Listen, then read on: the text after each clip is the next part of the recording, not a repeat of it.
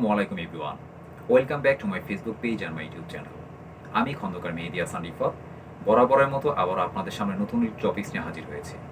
আজকে আমি যে টপিকস নিয়ে আলোচনা করব এটা স্পেশালি যারা জাহাজে ইঞ্জিন ক্যাডেট অবস্থায় তাদের সি টাইম কমপ্লিট করতেছেন এবং যারা ক্লাস 3 পরীক্ষা প্রিপারেশন নিচ্ছেন এবং যারা বিভিন্ন ইন্ডাস্ট্রিতে স্পেশালি যারা পাওয়ার প্ল্যান্টে জব করতেছেন তাদের জন্য আমার এই ভিডিওটি অনেক উপকৃত হবেন বলে আমি আশা রাখি।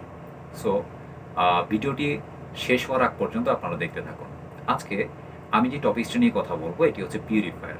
আমি পিউরিফায়ার নিয়ে অনেকগুলো সিরিজ ভিডিও আপনাদের সামনে কন্টিনিউ আপলোড করতে থাকবো। সো আপনারা যদি সমস্ত ভিডিও কন্টিনিউ করতে থাকেন আশা রাখি আপনাদের পিউরিফায়ার নিয়ে সমস্ত টপিকস আপনাদের ক্লিয়ার হয়ে যাবে। সো আমি আজকে পিউরিফায়ার নিয়ে যে টপিকগুলো আলোচনা করবো এগুলো হচ্ছে পিউরিফায়ার কি, পিউরিফায়ার কেন ইউজ করা হচ্ছে, অর্থাৎ পিউরিফায়ারের ফাংশন কি এবং পিউরিফায়ারের ওয়ার্কিং প্রিন্সিপালটা কি এবং পিউরিফায়ারে কিছু স্পেশাল টার্ম রয়েছে সেই টার্মগুলো আপনাদেরকে পরিচয় করিয়ে দিব। তারপর থেকে আমি আগামীকাল এগুলো বিশদ আলোচনা করতে থাকবো। সো পিউরিফায়ারটা কি? আমাদের জাহাজে আমাদের মেইন ইঞ্জিন, জেনারেটর এবং আমাদের যে বয়লার রয়েছে এগুলোকে চালনা করার জন্য আমরা নর্মালি দুই ধরনের ফুয়েল ইউজ করে থাকতেছি। একটা হচ্ছে হেভি ফুয়েল অয়েল আর একটা হচ্ছে ম্যারিন ডিজেল অয়েল। সো এই যে ফুয়েল অয়েলটা আমরা ইউজ করতেছি এই ফুয়েল অয়েলটাকে ব্যবহার করার জন্য আমাদের এই ফুয়েল অয়েলটাকে ট্রিট করতে হয়, অর্থাৎ ফুয়েল অয়েলটাকে পিউরিফাইড করতে হয়। এই ফুয়েল অয়েলটাকে আমরা কেন পিউরিফাইড করব? কারণ এই ফুয়েল অয়েলটা নর্মালি তৈরি হচ্ছে ফসিল ফুয়েল থেকে।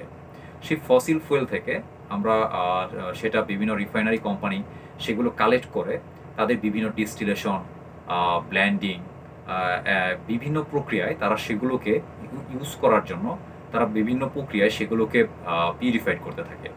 সো এগুলো পিউরিফাইড করার পরেও যখন আমাদের শিপে তারা সেই অয়েলগুলো প্রোভাইড করে থাকে, অর্থাৎ এগুলোকে আমরা আমাদের শিপে যে অয়েলগুলোকে প্রোভাইড করে থাকি এগুলোকে আমরা নর্মালি বাংকারিং বলে থাকি। সো আমরা যখন তাদের কাছ থেকে বাংকারটা নিয়ে থাকি, এই রিফাইনারি কোম্পানি থেকে আমরা যখন বাংকারগুলো নিয়ে থাকি, নেওয়ার পরও দেখা যাচ্ছে সেখানে কিছু না কিছু পরিমাণ এক্সট্রা পার্টিকেল থেকেই যাচ্ছে, অর্থাৎ এক্সট্রা কিছু থেকে যাচ্ছে, অর্থাৎ সেখানে অ্যাশ কন্টেন্ট থাকবে, কার্বন কন্টেন্ট থাকবে, সালফার কন্টেন্ট থাকবে,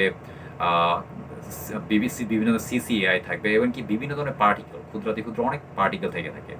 সো এগুলো যদি আমরা পিউরিফাইড না করে ডিরেক্ট আমরা আমাদের মেইন ইঞ্জিন, জেনারেটর এবং বয়লারে ব্যবহার করে থাকি, তাহলে সেই ক্ষেত্রে দেখা যাবে আমাদের যে স্পেশাল পার্টসগুলো রয়েছে, যেমন আমাদের ফুয়েলের ইনজেক্টর, আমাদের বয়লারের জন্য যে আমাদের বার্নার রয়েছে, ইভেন কি আমাদের যে ফিল্টার রয়েছে, এগুলোতে কি হয়ে যাবে, এগুলো স্পেশালি চকড হয়ে যাবে, প্রপারলি ফুয়েল সাপ্লাই করতে পারবে না।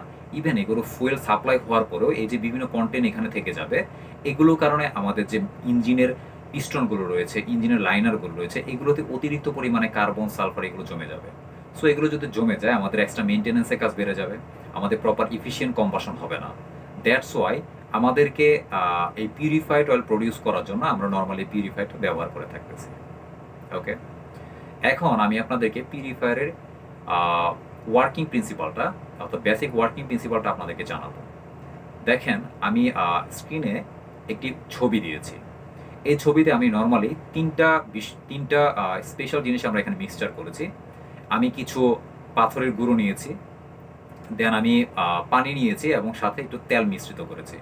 এখন এই তিনটা জিনিসকে আপনি মিশ্রিত করার পরে এই পাত্রটা যদি আপনি রেখে দেন, আপনি কিছুক্ষণ পরে দেখবেন এগুলোর মধ্যে একটা সেপারেশন ক্রিয়েট হয়ে গেছে। এই সেপারেশনটাকে আমরা নর্মালি ডেনসিটি সেপারেশন বলতেছি। অর্থাৎ আমাদের পিউরিফায়ারের ওয়ার্কিং প্রিন্সিপাল বুঝতে গেলে আমাকে জাস্ট দুইটা জিনিস আমাদের মাথায় রাখতে হবে। এই দুইটা জিনিস মাথায় রাখলেই দেখা যাচ্ছে আমাদের পিউরিফায়ারের ওয়ার্কিং প্রিন্সিপাল শেষ।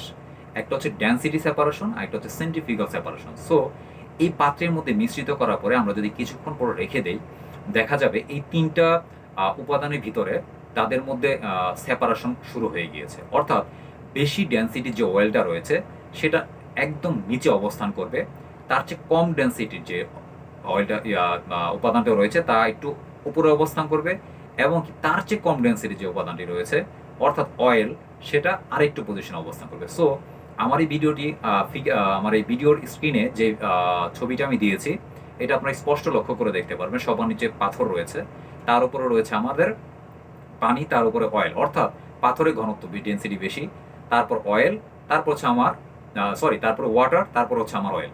সো এখানে কি রয়েছে, যার ডেন্সিটি যত বেশি সে সবার নিচে অবস্থান করতেছে, এবং যার ডেন্সিটি যত কম সে সবার উপরের দিকে অবস্থান করতেছে। এটাই হচ্ছে মূলত ডেন্সিটি সেপারেশন। এখন এই মিক্সচারটাকে আমি প্রপারলি মিশিয়ে যদি আমি এটাকে সেন্ট্রিফিউগাল ফোর্সের মতো চিন্তা করে দেখি, অর্থাৎ সেন্ট্রিফিউগাল সেপারেশন করার চিন্তা করে থাকি, তাহলে আপনারা দেখতে পারবেন যখন একটি পাত্রে নিয়ে এই বিষয়টা আপনারা ঘোরাতে থাকবেন, তখন দেখতে পারবেন যে এই পাত্রের ভেতরে এখানেও ডেন্সিটি সেপারেশন রয়েছে। অর্থাৎ যার ডেন্সিটি যত বেশি সে আউটওয়ার্ডের দিকে চলে যাবে, এবং যার ডেন্সিটি যত কম সে ইনওয়ার্ডেই অবস্থান করবে। অর্থাৎ এই সেম মিক্সচারটাকে যদি আপনারা সেন্ট্রিফিউগাল ওয়াইজ ঘোরান, অর্থাৎ সেন্ট্রিফিউগাল ফোর্সের মাধ্যমে ঘোরান, দেখতে পারবেন পাথরগুলো একদম আউটওয়ার্ডে অবস্থান করতেছে।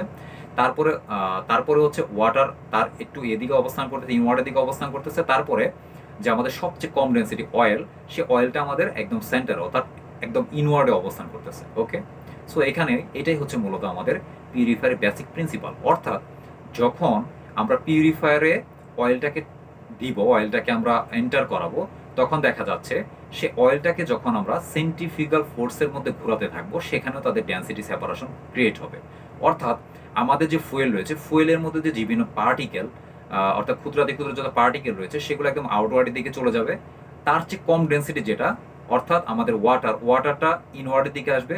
তার চেয়ে কম ডেন্সিটি যেটা, অর্থাৎ আমাদের পিওর অয়েল, সেটা আমাদের একদম সেন্টারে অবস্থান করবে, অর্থাৎ একদম ইনওয়ার্ডে অবস্থান করবে। এটাই হচ্ছে মূলত আমাদের পিউরিফায়ারের ওয়ার্কিং প্রিন্সিপাল। এখন আমি পিউরিফায়ারের আরও স্পেশালভাবে আলোচনা করব আমি আগামীকাল ক্লাসে।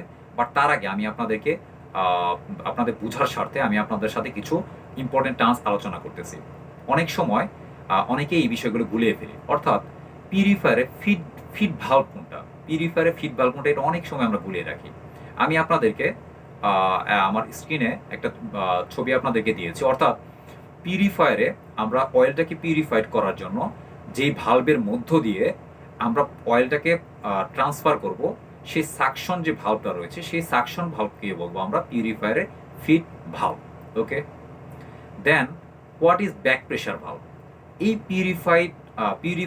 পিউরিফায়ারের ভেতরে আমরা পিউরিফাইড অয়েল প্রডিউস করার জন্য অয়েলটাকে যে পাঠাইলাম, সেটাকে বলতে আমরা সাকশন ভালভ বা feed valve. After that purified হওয়ার পর সে তেলটা যখন পিউরিফায়ার থেকে আউট হয়ে যাবে, অর্থাৎ পিউরিফাইড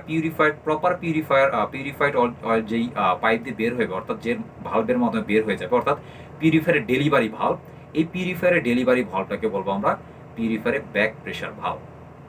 ওকে, আফটার দ্যাট আমি আপনাদের সামনে এখন তিনটা বিষয় নিয়ে কথা বলবো। সেটা হচ্ছে আমাদের এই টোটাল পিউরিফায়ার প্রসেসটার ভিতরে আমরা নর্মালি 3 ধরনের ওয়াটার আমরা ব্যবহার করে থাকি। একটা হচ্ছে আমাদের সেলিং ওয়াটার, দেন হচ্ছে আমাদের অপারেটিং ওয়াটার, দেন হচ্ছে আমাদের ডিসলাজিং ওয়াটার। সো আমি 3টি বিষয় আপনাদের সাথে সংক্ষেপে আলোচনা করব। নেক্সট ক্লাসগুলোতে আমি এগুলো নিয়ে বিশদভাবে আলোচনা করব। So what is operating water? অর্থাৎ অপারেটিং ওয়াটারটা হচ্ছে এমন একটা ওয়াটার, যখন আমরা পিউরিফায়ারে অপারেশন শুরু করতে যাব, পিউরিফায়ারের ভেতরে আমাদের যে বাল্ব বডিটা রয়েছে, সেই বাল্ব বডির ভিতরে যে বাল্ব হুডটা রয়েছে, স্লাইডিং বল, সেটাকে লিফট আপ করার জন্য আমরা যে ওয়াটারটাকে সেন্ড করব, ওয়াটারটাকে আমরা পিউরিফায়ারে পাঠাবো, সেটা হচ্ছে আমাদের অপারেটিং ওয়াটার। এখন আমি আপনাদেরকে বলবো হোয়াট ইজ সিলিং ওয়াটার। অর্থাৎ সিলিং ওয়াটারটা মানে হচ্ছে আমরা যখন পিউরিফায়ারের ভেতরে অয়েলটাকে সেন্ড করব, সেই অয়েল এবং ওয়াটারটাকে সেপারেট করার জন্য তাদের ভেতরে একটা ইন্টারফেস ক্রিয়েট করতে হবে। সেই ইন্টারফেস ক্রিয়েট করার জন্য আমরা নর্মালি সিলিং ওয়াটারটা ব্যবহার করে থাকি। তারপরে আমি বলবো ডিসলাজিং ওয়াটার। ডিসলাজিং ওয়াটারটা আমরা কি কারণে ব্যবহার করতেছি? অর্থাৎ পিউরিফায়ারে একটি নির্দিষ্ট ইন্টারভাল পর আমরা একটু ডিসলাজ করে থাকি। অর্থাৎ পিউরিফায়ারে যে আমাদের বাল্ব বডিটা রয়েছে বা আমাদের বাল্বটা রয়েছে, এটাকে টোটালি ক্লিন করার জন্য আমরা নর্মালি সেই ডিসলাজটা করে থাকি। এই ডিসলাজ করার জন্য আমাদের প্রচুর ফোর্সের প্রয়োজন হয়, অর্থাৎ একটু বেশি প্রেসারে পানি প্রয়োজন হয়। সে বেশি প্রেসারে পানিটা প্রয়োজনের জন্য আমরা যে ওয়াটারটাকে সাপ্লাই করে থাকি, সেটা হচ্ছে আমাদের ডিসলাজ ওয়াটার। ওকে, এখন আমি বলবো হোয়াট ইজ, অনেকের কনফিউশন থাকে, দেখো হোয়াট ইজ সেন্টিপেটাল ইম্পেলার এবং what is pairing disc, what is the difference between those. Actually এই দুটার মধ্যে কোনো ধরনের কোনো ডিফারেন্স নেই। অর্থাৎ সেন্টিপেটাল ইম্পেলারটাকে আমরা পিয়ারিং ডিস্ক বলে থাকতেছি। সেন্টিপেটাল ইম্পেলারটার কাজটা মূলত কি?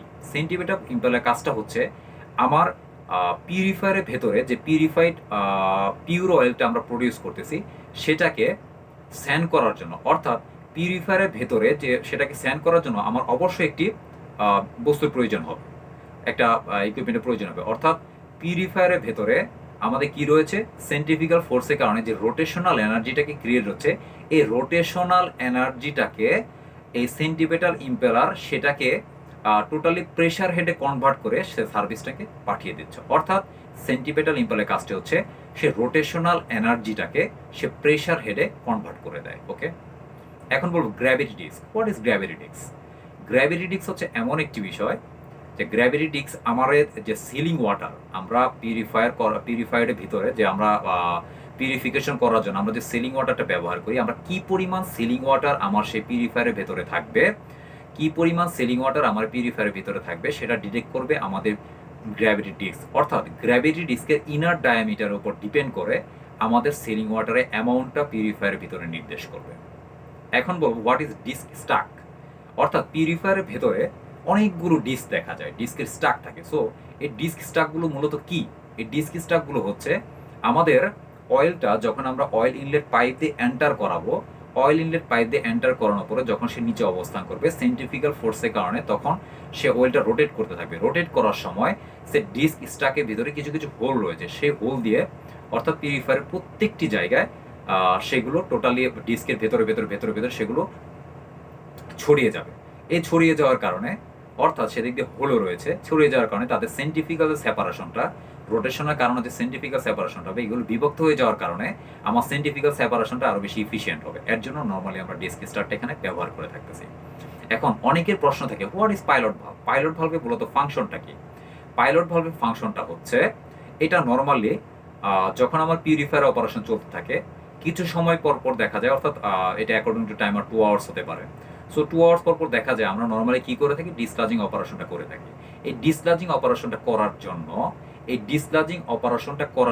আমাদের যে স্লাইডিং বল অর্থাৎ বল হুডটা রয়েছে এটাকে আমাকে নিচে নামাতে হবে। অর্থাৎ নিচে নামানোর জন্য আমি যে ওয়াটারটা এখানে ইউজ করতে থাকবো সেটা হচ্ছে এই পাইলট ভালভের ভেতর দিয়েই। অর্থাৎ সেই পাইলট ভালভের ভেতর দিয়ে আমি নর্মালি সেই ওয়াটারটাকে স্যান্ড করবো। অ্যাজ এ রেজাল্ট আমার স্লাইডিং বলটা ডাউন হয়ে যাবে, অর্থাৎ বালুটা ডাউন হয়ে যাবে। ডাউন হয়ে যাওয়ার পর আফটার দ্যাট আমার ভেতরে যে রিমেইনিং যে পার্টিকেলগুলো বা ডিপোজিটগুলো থাকবে সেগুলো আমার টোটালি রিমুভ হয়ে যাবে।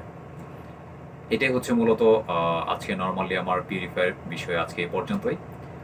সো কালকে আমি এটা টোটালি পিউরিফায়ারের আমার যে বেসিক কনসেপ্টটা রয়েছে, অর্থাৎ বেসিক যে আমার ফিগারটা রয়েছে, আমি ফিগারের মাধ্যমে আপনাদেরকে সমস্ত বিষয় ডিটেলস বুঝিয়ে দেবো। আজকে এই পর্যন্তই। আপনাদের যদি এর ভিতরে কোনো প্রশ্ন থেকে থাকে বা পিউরিফায়ার নিয়ে কিছু জানার ইচ্ছা থাকে আপনারা আমাকে পার্সোনালি SMS করতে পারেন অথবা আমাকে কমেন্ট বক্সে জানাতে পারেন। আসসালামু আলাইকুম এভরিওয়ান।